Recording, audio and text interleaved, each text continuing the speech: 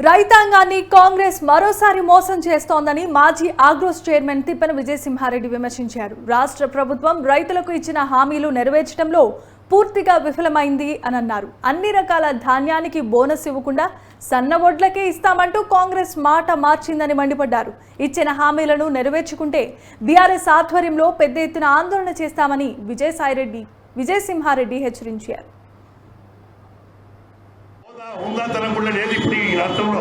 ఒక ముఖ్యమంత్రికి ఉన్న హోందాతనం కూడా వారు ఏం మాట్లాడాలో ఆ హోందాతనం కాపాడుకోకుండా మాట్లాడతావు.